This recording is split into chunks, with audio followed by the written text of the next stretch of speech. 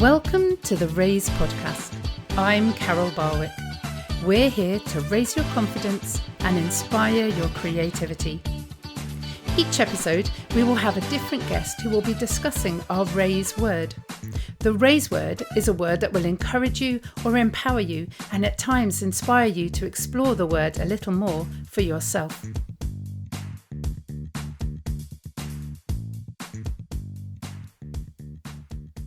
Well, hello everybody, and welcome to a new year and to the review episode of the Raise podcast. I'm Carol Barwick. We are looking at the word review today and all that means to us. You may know that we are linked to a Facebook community group, and so I asked the group what review meant for them. They said it meant looking back, finding out ways of doing things better, and enjoying some of the things that they'd already done. And so that's exactly what we're going to do in this episode today. We had 15 incredible guests, and so we're going to revisit each one of them and see what nuggets of gold they have to share with us. So grab your refreshment of choice and settle back as you prepare to have your confidence raised and your creativity inspired. Enjoy. For our very first episode of Season 2, we spoke to the brilliant Melody Reid about the word harmony. Melody works in community settings with lots of different age groups, running choirs and enabling people to raise their voices. The first thing that we're going to play for you today is a song that Melody wrote about the importance of empathy in mental health. This is But We Do. Don't be sad, little boy, when they tell you it's over. There's a sweet, simple life, you can live it if you wanna. Oh, it's yours for the taking, this made-up world of faking. Don't you let it get you down. Tomorrow's world is never found. Oh, it's clear for all to see. It's not all harmony. You can turn it all around, gon' flip that frown, turn it upside down. Can you feel it? I'm gonna make it easy for you. Take a look from left to right, those pretty faces in paradise. Some may not believe it, they hide it away like they don't see it. But we do, we do. You feel low, you feel high, where your mind is a jungle. You can take what you want, eat the pie, but stay humble. Oh, it's yours for the taking, this made-up world of faking. Don't you let it get you down. Tomorrow's world is never found. It's plain and simple to me. Imagine the possibilities. You can turn it all around, gonna flip that frown, turn it upside down. Can you feel it? I'm gonna make it easy for you. And take a look from left to right, those pretty faces in paradise. Some may not believe it, they hide it away like they don't see it, but they do.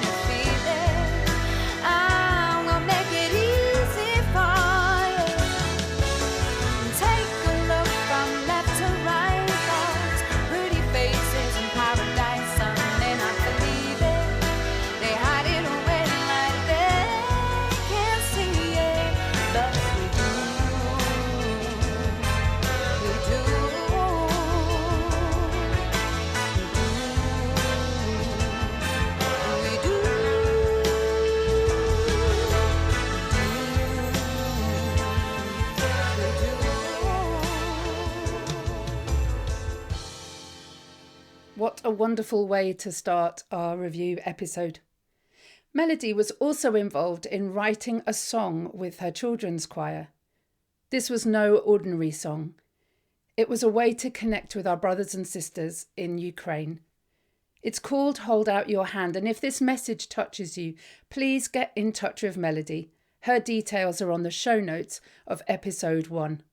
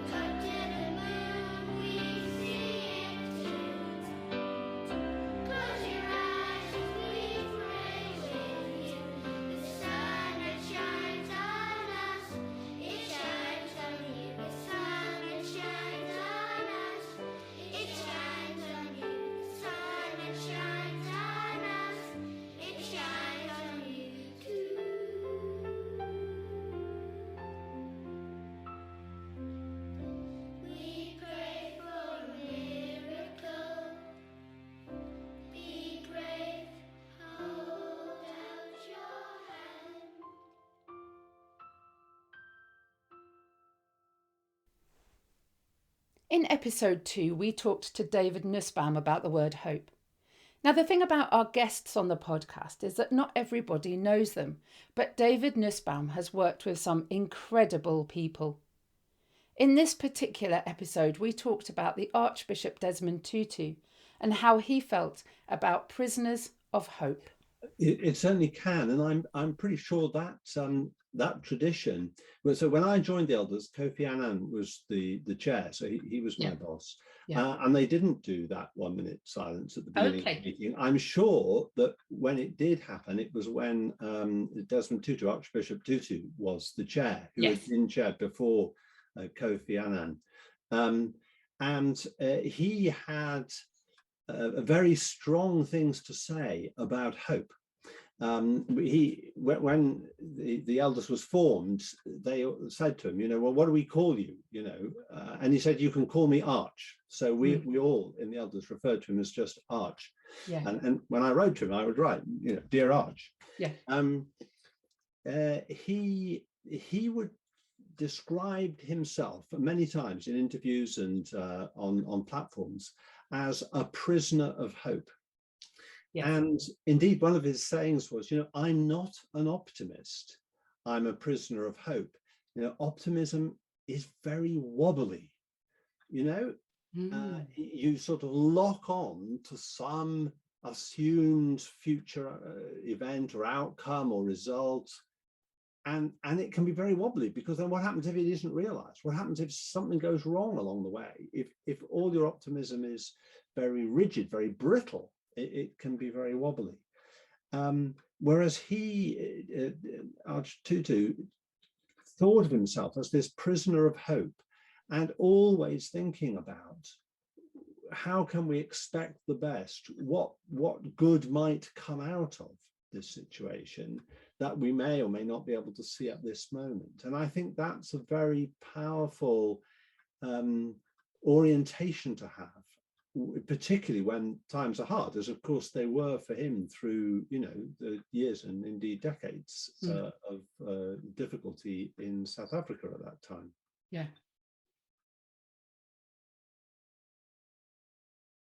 Now, I have to admit, there are times when I bail on doing it completely live because it's important and I want to say the right things. So I have written this already, but I think you'll be interested in what I've written, because obviously I had no idea what we were going to talk about. And I love it when this happens because I think it fits really well. So, hope springs, hope sings, hope dreams, believes, says yes. Hope waits, excited, patient, impatient. It tugs to see what's round the corner, yet spends time on its knees in silence. Hope grows. Under the ground, unseen, it pushes its roots deep into the earth before the fruit is seen. Hope has been, is, and will be. Hope is critical, crucial, loudly silent, and violently peaceful. Hope is strength when the weapons no longer have any power. Hope is. There you go. Wow. Well, my goodness, how that captured many of the themes we've talked about. In fact, we could condense the whole podcast to just that. Shall we just do that? I love the way that our guests really get us to think in a different way. In episode 3, I spoke to Marneta Viegas about the word relax. Marneta founded Relax Kids, and she had some amazing insights into how important it is to truly relax. But what we're going to do now is give you a real treat. This is a meditation that you can do right now, or you can stop, get on to the next episode and come back to this. And of course, the brilliant thing about podcasts is you can revisit this bit time and time again. So whether you're choosing to relax right now or whether you're listening to this at a different time, enjoy. And just close your eyes and take a moment to be still. And taking a deep breath, breathing in through the nose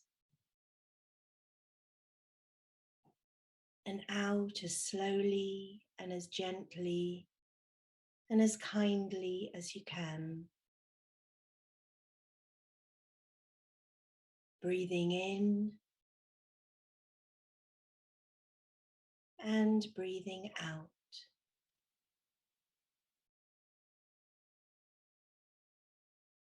One more time, breathing in and out. And just becoming aware of your toes, softening the toes and feet, calves and shins, knees, back of the legs. Softening your stomach. Feel your back elongating, letting go of all the tension in your neck and chest, arms and hands dropping, and head. Relax the tongue, mouth, cheeks, jaw, eyes, eyebrows, forehead and brain. Just relax. Being here in this moment now, feeling your feet on the floor,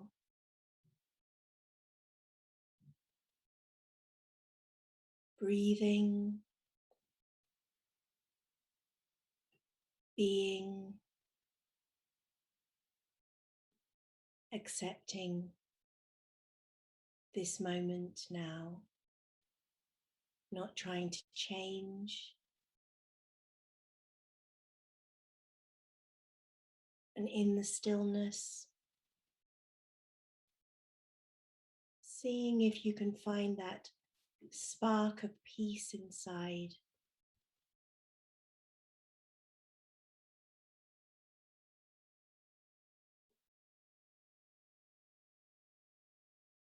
And just say to yourself, I am peaceful.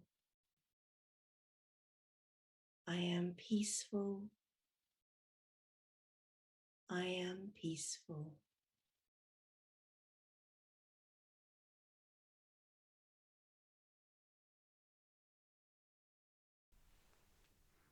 At the Raise podcast, I always try and look at positive words, but it's so important to look at what is going on in the world today. And so in episode 4, we tackled the ever increasing problem of loneliness. I talked to life coach Hannah Pekary, and we talked about all kinds of ways that you could combat loneliness. This is Hannah talking about how those moments of joy can be found in the everyday. I think, where I see loneliness with some of my clients now as well, is that loneliness in the home, that connections might have disconnected then at home, that, especially in the lockdowns, there was a lack of things to talk about. We were all sitting in a place where there's nothing to do, there's nothing to talk about. Do you talk about the book that you're reading? Do you talk about the Netflix box set that you're watching? What is there to talk about? What you're going to have for dinner? It was a standing joke between my best friend and I every morning, going, well, what's for dinner? Because there wasn't much else to talk about. And so for me, I can see that for many people, the joy in their moments of their days have still gone. People are pulling that back now and finding joy in moments of meeting up with people, but there's still so much that we haven't been able to claim back, and so many people are just missing those joys. And for me, it's about finding those little moments of joy again. So making myself go out for that dog walk, and okay, I might be on my own, but how many people can I say hello to that I pass on that dog walk? Can I stop another dog owner that my dog's they're having a good old sniff and they're chasing the ball together? Can I make a conversation with that person? It might be a hello, how are you? Where do you live in the village? What do you do? What's a beautiful day? It might be really boring British conversation, but can you make that conversation again? Can you bring a smile onto your face and that person's face again? Can you find that joy in that moment? And know that those couple of hours, 2 hours, whatever it is, that's that dog walk that you're taking, you found joy, you found a purpose to it. It wasn't lonely. It wasn't lonely. What joy can you find? Even now, I'm speaking to you on the screen. There's not a loneliness in it, because we've got a joy of coming together and being together. And then finding the joy in those moments and the smaller connections you can make means that those moments that you're on your own aren't quite so big and empty as they were before. Episode 5 was recorded around the time of the Queen's Jubilee, and so I thought it was pertinent to talk about the word family. I spoke with Joanne Gilchrist, founder of God for Kids and Ruach Resources. Jo's a creative writer and has written some incredible things, and we talked about how you can't always choose your family. This poem reflects that really well and is great for kids. So if you've got a child nearby, get them to listen. You mentioned to me earlier, Carol, about being able to choose friends but not family. And it reminded me of this poem that I wrote that was inspired by a situation my daughter was facing at school. It's about Susan and Annie. Susan's friend Annie told her a lie. She said she was rich and her rabbit could fly. Susan said, wow, do you want to play? Come over to my house, come over today. So Annie came over and picked on the cat. She refused to eat dinner and soaked Susan's hat. She stuck out her tongue into a tongue twister, and when Susan cried, Anne blamed Sue's sister. Susan went to show Annie the door. She said to her, no, we can't play anymore. The next day at school, Anne lied again. Susan's house smells, she said to their friends. At playtime, Susan was left all alone. Smelly Susan, they called like a loud megaphone. Annie was cross at Susan's firm snub, so she told her she couldn't join in her new club. It's the best club in school for all the cool girls. But Annie said Susan had too many curls. Susan was shut out and left in the cold. Susan thought, I only did as was told. Choose your friends wisely, her mother would say. Well, look where that got me, she thought with dismay.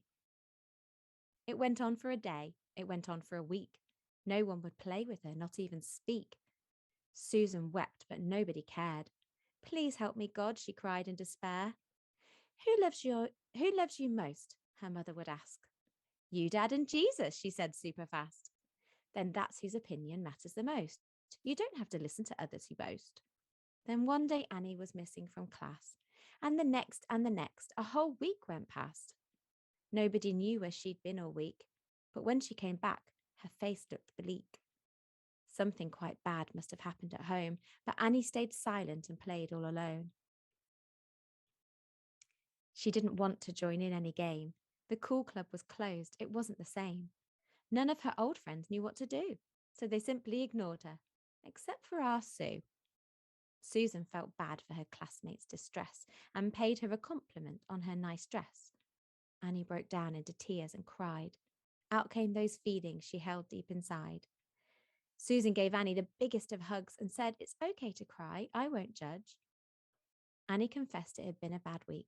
Her daddy left home while she was asleep. He'd not said goodbye except in a letter, and nothing her mum said could make her feel better. So bad dreams had come at night in her bed. She felt so scared of the thoughts in her head. Please don't laugh, Annie begged Sue. If you did, I wouldn't know what to do.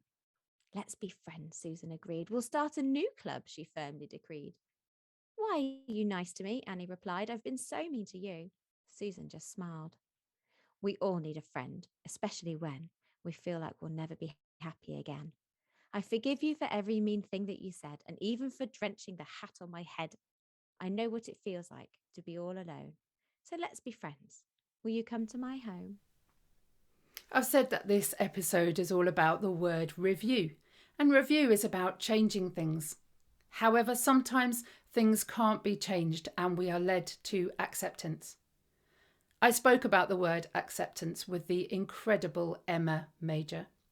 Emma Major is a visually impaired artist, and yet she creates all the time. I have been blown away and inspired on a daily basis by Emma's poem and artwork. Emma and I talk now about the reason for her art. We then listen to a clip about how you can accept things through art. And finally, a poem about listening to your creative self. And then when I lost my sight, almost all my sight, 7 years ago, I decided to do crazy things and I took up art. I mean, it's obvious, isn't it? You lose your sight, you take up art. Absolutely, yeah. Yeah. And then when I caught COVID and didn't have the energy to do that anymore, I took up digital art, and it's become everything to me. Yeah. So I pray and paint first thing in the morning. I paint if I'm feeling stressed. I paint if I'm happy. I mean, it literally is probably 8 hours a day of visually creating. And I've found that helps me find the words for the poems when I can't find the words, and vice versa. Does that make sense? Absolutely. So you're actually, it's like you paint things into being, don't you? On season 1, episode 19, I spoke to a lady called Julie Wilkinson, who is also, she's very much a writer. And I talked about how she creates hope. in her words. And it's like you create, even just before that, you create the words to then bring the hope, but through the painting, which is an extraordinary way of exploring, a process and a feeling and things like that. How do you think your creativity helps you in kind of accepting where you're at or who you are? When I'm painting, more than when I'm writing, when I'm painting, I go into a flow state. Yeah. I think as a creative, you know what that means, but shall I explain it a little bit? Yes, please. So it means everything else vanishes from my life. All I think about is the colours and the patterns. It's completely absorbing. Yeah. So all the stress and anxiety goes away. All my judgment of myself goes away. And I'm in this place of acceptance and joy. Wow. Even if I'm trying to process really quite hard emotions, I feel lifted by it. Yeah. It's very hard to explain, and I recommend anyone gets messy with paint and has a go, because it's not about the outcome, it's about the process. Yes. Accepting that it might look rubbish at the end, it doesn't matter. Yes. But that it's hugely joyful to do it.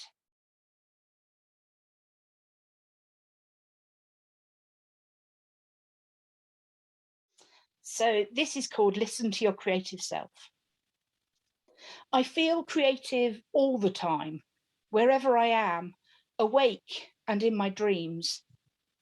Creativity heightens in nature as birdsong fills my ears and scents drift by my nose.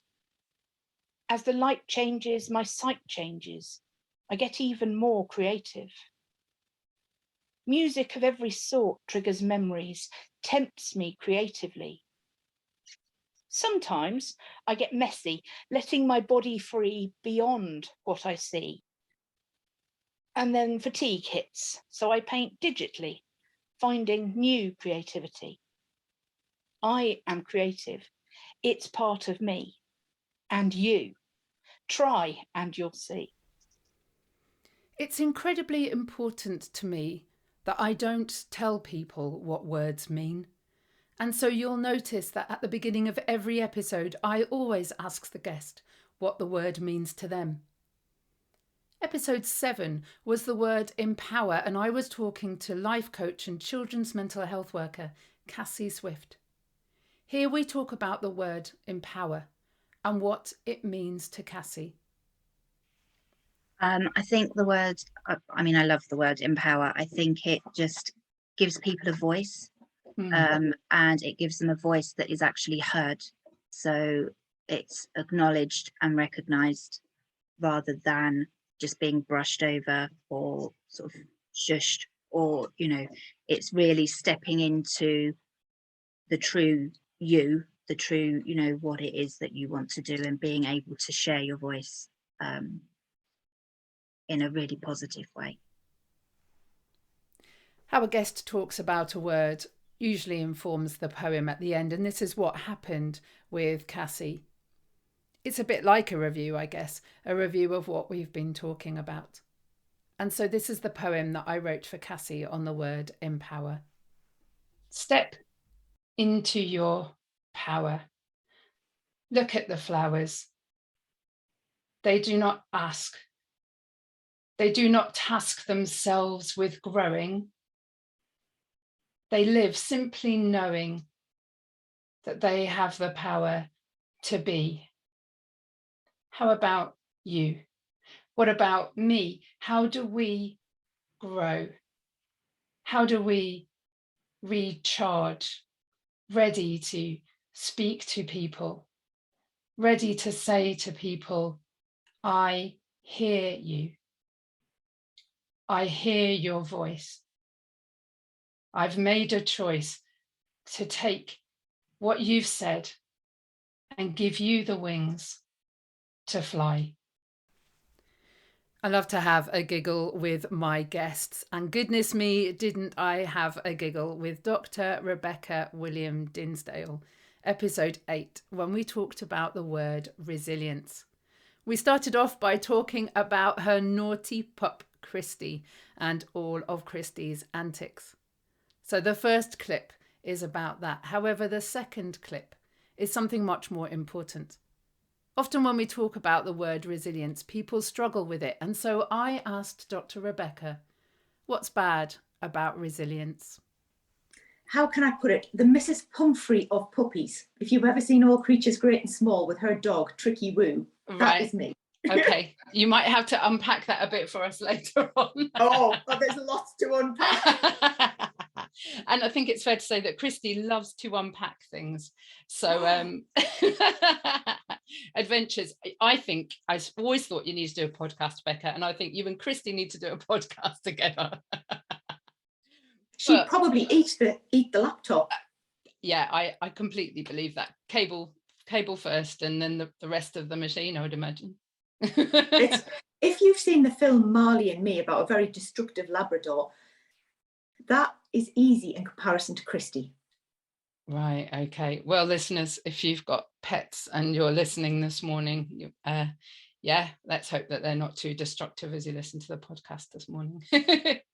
But her great attribute is her utter unconditional love for everybody. She is bounding with joy with every person she encounters. So I will sacrifice the odd chair, odd garments, the fireplace, I could keep going. But she sees everybody as the greatest friend she could ever have. And there's a great lesson in that. So, Becca, they say dogs are always like their owners. And we'll leave that there. What is bad about resilience? That is a clever question. Excellent. You are a professor of questions. I'm not sure if we're going to be able to answer them, but yes, I like asking questions. Well, in one of my books, I have a phrase called quality questions make quality lives. And you see, most of the evidence presents itself to us. We just don't realise it's the evidence and the outcomes of our actions and intentions. Wow. Can you say that again? Say that again, please? That yes. Took me a lot of before we we buy the book, so that we can then highlight it. Lovely. Yeah. Say it again, please. Right. Well, I work mainly one-to-one as a coach and a counsellor, but people come to me with situations. And what normally happens is we find coping strategies to manage them. That's what it comes down to. Yeah. Now, the evidence of our behaviour is in our lives. You know, if we've cleaned our teeth enough, our teeth will be in a reasonable state. So the evidence is the state of the teeth. The action is the cleaning of them. And the intention is to do it as often as you need to. Okay. So I think about I tried to be an academic for a long time. And one of the great questions of academia is, what does the evidence tell us? And most of us spend our time looking for what our feelings tell us. And I always tell my clients, our feelings are not facts. Okay. They're like birds that fly around in us. What we need is the rocks of the evidence. So the evidence of our lives is just around us, you know, the outcomes. And then if we backtrack that to our actions, how did we participate in this? And then, quite frankly, what was our intention in it? So when you're managing very limited energy, you have to examine your intention much more because you have less energy to spend. So if I'm doing something because I know it's the right thing to do, I know it's wise, I know it will be demanding, and I know there'll be goodness at the end, God willing, I'm clear. If I'm doing something because somebody's pressuring me, somebody's not behaving very well, somebody has already behaved in a disappointing way, then I push and it's not wise and I don't have wise enough boundaries, there's an outcome there of what happened. And I spent a lot of years saying yes to things that I really was not well enough to do. I had no ability to say no. I had no ability to actually really look after myself. And what I teach a lot of my people now, which is amazingly ironic, is kind boundaries that are not brutal to anybody. They're not barbarous, but they allow the light in them to shine ever brighter. Thank you for listening to the Raise podcast. We hope you feel raised and inspired by this episode. Whilst we're not offering face-to-face classes currently, we are doing online singing lessons where you can have your voice raised as well as your confidence. If you would like to find out more, Please visit our website at www.raiseforall.com or find us on social media on either our Facebook or Instagram page. Take care. I said at the top of the podcast that this was about the word review, and I wonder how many of you have noticed the differences between season 1 and season 2. The main difference for me was that season 1 we had a final thought from Seb Barwick at the end of every episode. Now, full transparency, even though we don't need it, Seb Barwick is my son, and he's reached the ripe old age of 9, and I was thrilled when he asked to be a podcast guest. In these 3 clips, Seb and I talk about music, about being in a team, and the bit that Seb was really looking forward to, the poem. To playing the piano. So, because we talked about playing as in gaming, and we'll come back to that, but you can play an instrument. Do you play any instruments? I not very often. I sometimes play cornet. Sometimes not really play piano. Yeah. Not very many. We are actually learning how to play xylophone at school currently. Now, listeners, I went to hear Seb do the xylophone at school, and I don't know what your experience of xylophone is, listeners, but I really wasn't sure what to expect. I kind of thought we were going to have a tune just on one note. But Seb, your xylophone was excellent. It was so good. It was much more than just children playing one note, wasn't it? Yeah. I mean, it felt like Mr. Mitchell, your teacher, really let you play around with the notes. It wasn't actually our teacher. It was a professional xylophone teacher called Mr. G. Okay. So he had a djembe drum, and we kind of played to the beat of the djembe drum. Okay. But then he also taught Mr. Mitchell how to play the djembe drum. Oh, did he? Yeah. Ah, so can teachers play then? Do you think adults can play things? Yes, definitely. Interesting. Yes. So, you said that you played the piano, but not very much. But actually, a few years ago, you really got into playing the piano. I really did, yeah. What was one of your favourite things to play? Can you remember? I remember In the Hall of the Mountain King. Oh, yeah. Yeah. Not the easiest thing to play, Seb. I know, but it was only the bass notes. Most of it is two-handed, and I can't do two-handed. Seb, one-handed is not the easiest thing to play either. What made you want to play something like In the Hall of the Mountain King? Classical music. I just love it. I have a radio in my room, and when I go to bed I always turn it on and it plays me classical music, and I go to sleep really quickly. You and I have a little argument in the car, don't you? Because you want to play classical music and I want to play all the chart music, don't you? And so many people say, isn't that the wrong way round? Shouldn't Seb want to play the chart music, but you love classical music? I also do like chart music, but classical music, I think classical music is top notch for me. So when you're playing, it can be. It's not essential. Okay. But you can. Okay. Can you play on your own, do you think? Yes, definitely. What kind of things can you play on your own? You could do some warm-ups in tennis. So you could get your tennis racket, throw it up in the air and try and bounce it off your racket and see how many times you can do that. Mm-hmm. And with the hockey, because you can play ball hockey with a ball, you can you could try and shoot it in the net, do some moves. Okay. Trick shots. And gaming, do you have to be in a team for gaming? No, you don't. Okay. And playing the piano, do you have to be in a team for playing the piano?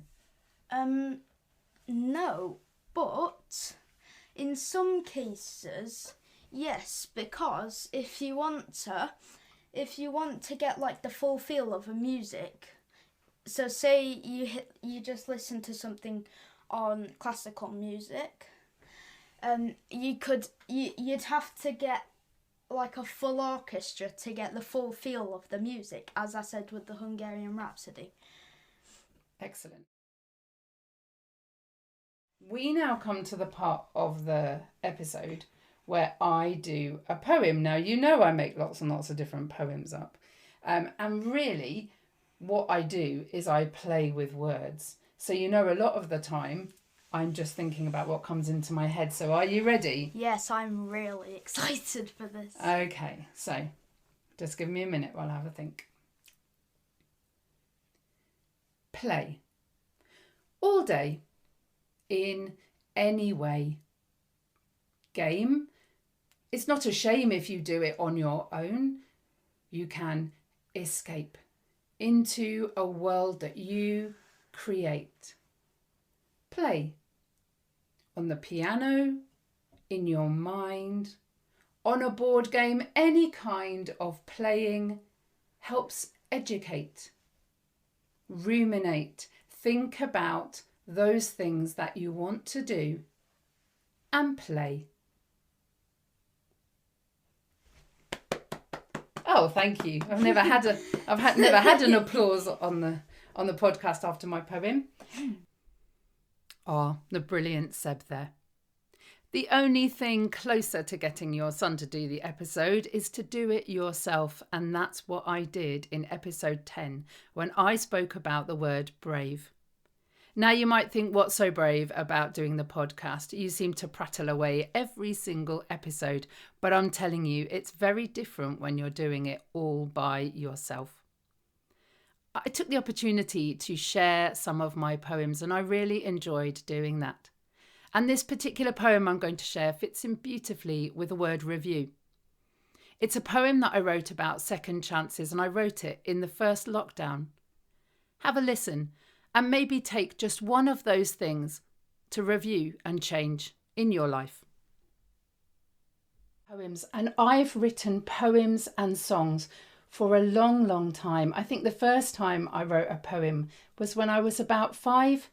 It wasn't very good, and I'm not going to share it, I'm afraid. But I found that poetry really helped me to understand how I was feeling. When I was little and things were going wrong in my family, I used to go to the park and I used to sit on the swings and write songs. It just made me feel a little bit safe. I didn't know that I was being brave, but I knew that I was learning things that were going to make me brave. What do you have that makes you brave? I'm sure there are things that maybe you can identify straight away that help you to feel brave, and maybe there are things that you haven't realised yet.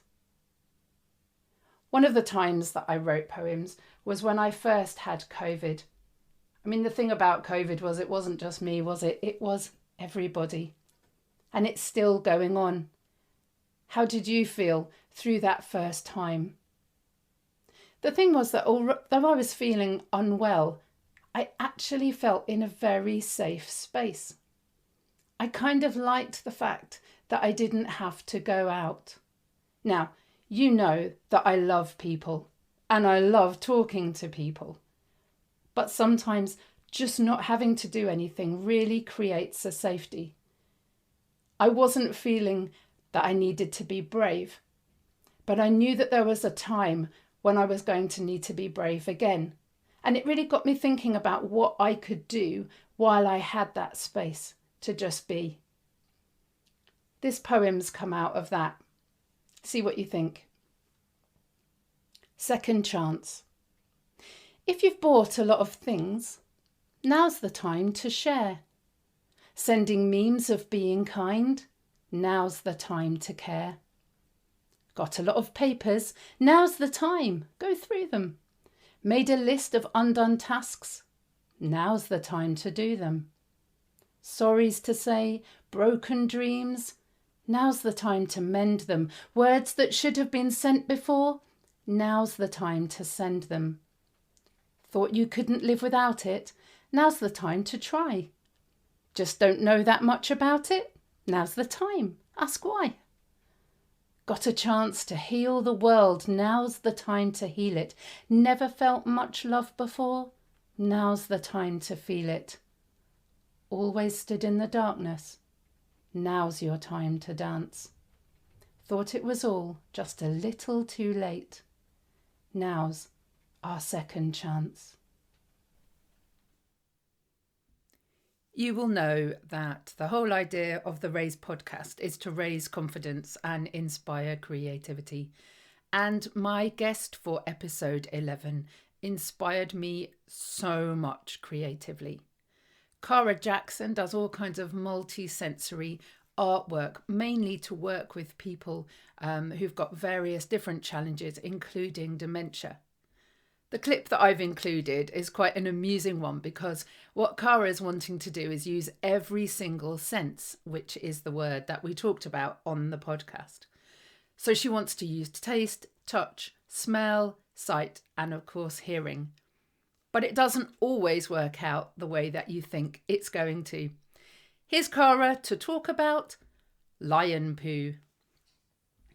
Make kind of sensory adventure packs that will probably include, rather than me providing things that people can taste, it will include ideas of how you can. I've done like a prototype one about a woodland walk. I've done a painting of a kind of textured print similar to the line of trees, and then there's a sound chip in it so you can hear the leaves rustling, and then I've made like a little sort of booklet that goes with it that says about like what grows in a forest that you can eat and taste, and what do leaves smell like and things like that. But for the lion, I'm not sure. I do know that both taste and smell. I did kind of do a little bit of research, and apparently lion poo is the smelliest substance known to man. But I didn't think that would be very very appropriate. It's the collecting of it, Cara. I'm not sure. Yeah, I wasn't sure how I would really do that. How you would do that, and whether there would be many people willing to collect it on a regular basis for you. Oh yes, exactly. And it's not something I can advocate to people to go and find. Wet leaves in a forest is fine, but not. Yes, not that. We'll stick with a woodland walk with smells and some tastes, and the lion can just stay. Although Cara and I had a good giggle, she does some very important work around dementia and other organisations. So please do go back and listen to episode 11 and get those nuggets of gold that we've been talking about. One of the things that I love to do on the Raise podcast is use words that are in just everyday life that we don't really talk about. And talk was the operative word for my guest, LucyKate Newland, when we talked about the word talk on episode 12. I have to be honest that reviewing this particular episode was so difficult. I could have chosen so many different clips, but the two that I've chosen are the importance of listening and not just talking. And also what happens when you choose to listen to someone that maybe other people don't listen to. Came and said, my mum has tried to hurt herself, but I made her talk to someone. So this was after he'd spoken to me. My mum tried to hurt herself, but I made her get help because I came to talk to you. And I never think I'm anything special. I'm not, like I said, I'm not a mental health professional or anything like that. I'm just a person who makes time for other people, and making that day for everyone will always be one of my most valued days in my professional life. Absolutely, I'll always say that. I've got big achievements, but that's the day professionally that I'll always be immensely proud of. Wow. Yeah, I remember when I asked you to do this podcast, and one of the first things you said was, I'm not an expert. And I was like, I don't think you realise how much an expert you are, really. The number of people that lives that you touch just by being LucyKate and just flipping getting on with it. Yeah, thank you. is immense. And actually, if mental health isn't about normal everyday people saying, I need to talk or I need to listen, we're screwed. to be quite honest. Yeah. That is what mental health is about. It's Yeah, either I need to absolutely. talk or I need to listen. Yeah. And if we can do that, and you know, those listening, you know, we always set a challenge, and it's simply that if you need to talk to someone, then identify somebody that you trust and go and talk to them. And if you know that you need to listen to someone, regardless of how much responsibility it might give you, how it might mean you can't watch your favorite television program, you get on with it. You listen to someone. The best times that brought me joy was not so much talking, but singing on the train. Just after Dame Vera Lynn had passed away, there was a gentleman who was homeless, and he sat with me on the train, and I'd just done the evening shift, so it was about 9:30 maybe, and he said, "Oh, we were meant to sing We'll Meet Again, weren't we, at 9 o'clock? Everyone was meant to do it, and I forgot." I was like, "Well, let's do it now then." And we did. We sang it, and then he started swearing, and I was like, "I'm not going to sing or talk to you ever again if you're going to swear at me like that." And it wasn't at me, it was just that the line "keep smiling through." He said, that's all I've got. I've literally got a smile to keep me through the day. And I said, well, that's all you need sometimes. If you've got that smile can give someone else joy. And hopefully they'll see that you need some support, and just through talking will give you a smile as well. And then he's like, "Oh, yeah, okay, can we start the song again?" So that is brilliant. Let's sing. So moments like that really give me joy, when they're unexpected conversations. Again, I just want to pick up on that, because you say it like it's all very normal. Oh, okay. Several people, if a homeless person came to sit next to them, wouldn't know what to do and would probably move.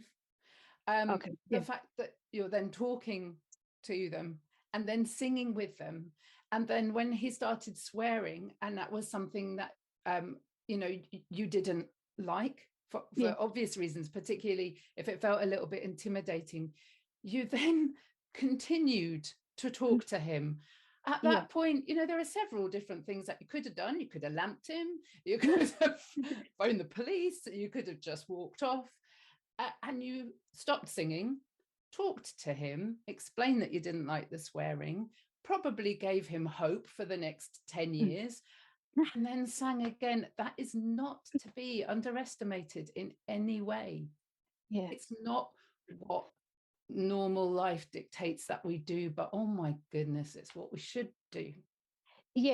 So I describe it that I live in a Disney world where I'm cheerful, I sing, I talk to the birds and the bees and everything, and I know that that's not normal for people to do that. I know that I'm often considered a bit of a weirdo on the trains and stuff when I sing along to my music and whatever, but that's what makes me happy, because I know that I've been to the depths of depression, and I don't want to go back there.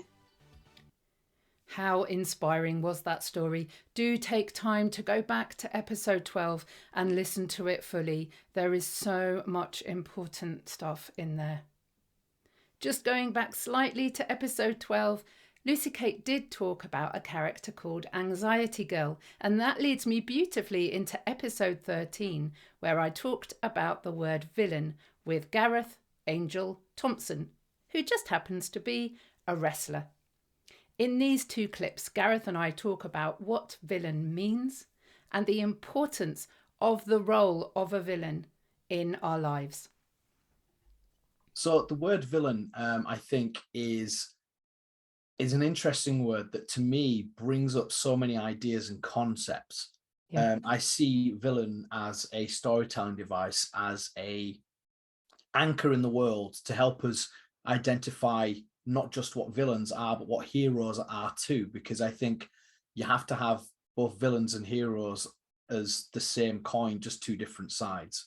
And so when I think of villains, I almost automatically think of heroes, but I know a good hero has a good villain. So I kind of, that's what comes to mind, and that's what the word means to me, is as a storyteller, I definitely need to have villains for the heroes to overcome. And as a professional wrestler, and what I've been doing over the past 10 years as both a hero and a villain at times, is understanding, well, what makes a villain? How does the world perceive villainous acts and what we do? And then how do you then flip the coin and overcome that as a hero? And how does that all work together? So the word villain actually quite excites me. Villain narrative that we seem to tell quite a lot, because it's a narrative that we as humans have followed throughout our history. The good versus evil story goes way back to the beginning of time. So we always have this hero villain narrative, and sometimes you need a good villain to create the best heroes. If you look across film and media, you could look at Neo in The Matrix and Mr. Anderson. Without Mr. Anderson to overcome, Neo is just a guy who could be the one. It's actually Neo who when he encounters Mr. Anderson, and Mr. Anderson essentially kills him, that he then becomes Neo. So he has to, the villain has to exist to spur the hero on. So that's what I absolutely love about it. And I've played villains. I've been villain in my wrestling time. And I know full well what my role is. My role is eventually to be beaten by a hero, and just to enjoy it while I can, and enjoy riling a crowd up and getting upsetting little children, and old grannies trying to hit me with handbags. Like that's all part of it. And like I do it in quite a silly way when I do it, because I have my faith is a big aspect of my personality and character. But whenever I play a villain, I don't want to be the worst, most heinous villain in the world who does some really horrible things. You're a villain with standards. Yeah, essentially, I'm, it's more the attitude. It's like cocky and mouthy, and but I always lose. Whenever I play a villain, I say, hey, look, if you're going to book me as a bad guy, I need to lose, because the good should always overcome evil, and I believe that it does most of the time. It's just sometimes we have to endure times of evil to then see the good come through, but it always comes through in the end. We're almost at the end of our podcast review for season 2. Just 2 more episodes to look back on. Of these last 2, we enter the world of Christmas. And I was very excited to be able to talk about one of my favourite words, sparkle. I talked with Zara Salloway, who makes beautiful sparkly jewellery and who became my lockdown addiction.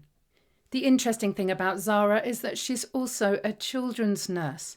And if children's nurses aren't known for sparkling, I don't know who is. Zara and I talk about the importance of sparkle in those children that need it most. And we finish with a poem about, diamonds and how they are carbon, and they're just pushed and they're pressured and they're prodded, aren't they, to make the sparkle, and the more they're pushed and prodded, the more sparkle they produce.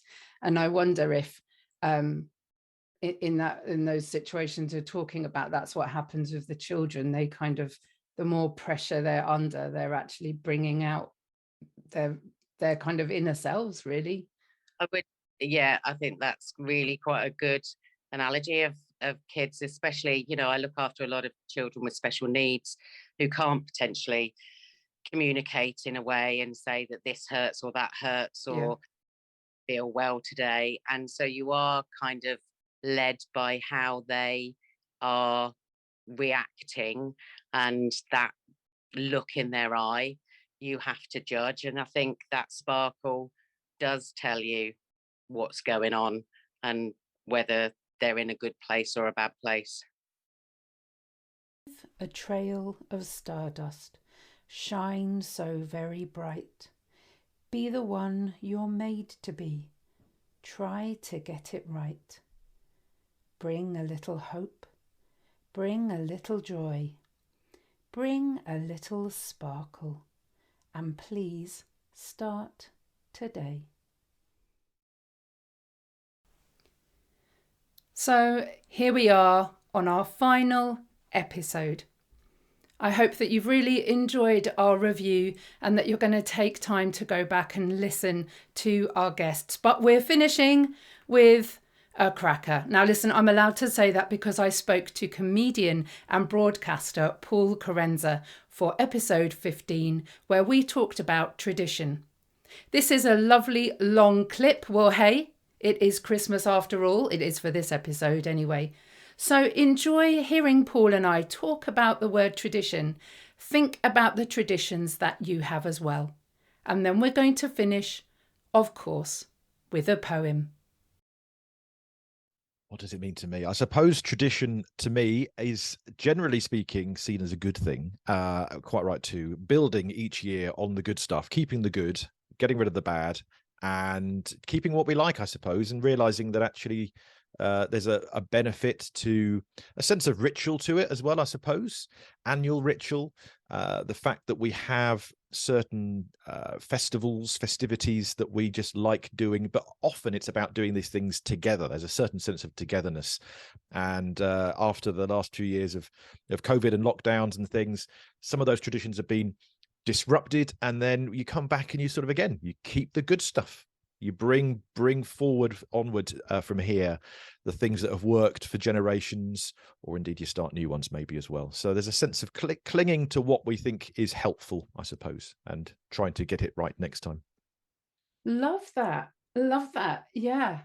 I've not really thought about it that way before, but you're right. And particularly in the lockdown, you're right, that we were either clinging to traditions for dear life, or you're right, we were having to create new ones, the doorstep visits and those kind of things that we wouldn't normally choose as a tradition, but maybe other traditions have come out of it. What are your kind of traditions at Christmas, Paul? What do you like doing? Well, I always think that I've been fascinated with Christmas for years now, and I think one of the things I love about it, and yet also maybe sometimes loathe about it, is just how many traditions there are to do with it. And I think in a way you can't do them all. You have to pick and choose. And I think a lot of that Christmas anxiety we get is from thinking, oh, but I must do everything. It's such a busy time. I've got to do the Christmas shopping and the turkey and the panto and then the Christmas lights, and the kids like to do this and my in-laws like to do that and so on. And you can't please all the people all the time, but you've got to work together as a family, I think, or friends or whoever you are, go, right, what matters to us? And so certain things that almost go without saying, we have the roast turkey dinner, we have crackers, although I've never been that bothered about crackers. It's one of those things that I'm happy to let go. This is not a controversial podcast, Paul. Well, we're going to be having lots and lots of fights over this. I'm instantly, it's funny you say what traditions do you have. I'm instantly thinking the ones that I don't really mind about, which are Christmas cards. I'm terrible with Christmas cards. People send them still, and I'm guilty of doing the email to all saying, instead of Christmas cards, we thought we'd do a donation to a charity, and rather more swiftly, wish you all well from here. But it's one of those we'll go back to that in a minute. It's persistent, isn't it? But no, but generally, to answer your question, and not a completely different question, I do like to. I'm busy before Christmas. I do lots of comedy shows before Christmas. So, but a trip to the panto, normally in New Year for us. So I think a lot of people try and do it before Christmas. We're the ones who go when it's a bit quieter in like January the 3rd or something, when they're going, please, we're still here, come on out. Yes. And that's when I like to do a bit of that. But also, last few years we drive around, look at the Christmas lights on the houses with the kids, normally on Christmas Eve. But that's changed, go back 10-15 years, Christmas Eve was always for me a pub visit with my friends, and they still go, and now I'm driving around with the kids looking at lights. So things changed, don't they? Yeah. And do you score the Christmas lights? When we walk around and we score the Christmas lights, and then we put a little card through if we think they've done particularly well. Oh, that's we might do that. This is how traditions not only evolve, but they spread, like they go viral, don't they? You see. Yes. So now I'm thinking that's a nice idea. That's a nice plan. I like that one. Yeah. Come to the time of the show where you get a little breather and I get to be slightly more nervous, because I always write a poem for every guest that comes on. Now, normally I do these totally on the spot, but there are times when I think I really don't want to get something horribly wrong. I did actually write it last night, and it was interesting because when I wrote it, I finished it off this morning, and the line was, traditions are all these things to me. And I thought, well, hang on a minute, I can't say that, because all these things that I'm listing are not my traditions. And that's kind of the point of tradition, isn't it? So I'm just going to leave you with this poem, and then we'll kind of wrap it up. So, okay. Christmas adverts, the BBC, waiting for the speech at 3, Japanese meal of KFC, tradition can all these things be. Burritos and little donkey, a moment steeped in history, stories told and memories, tradition can all these things be. Just short and sweet.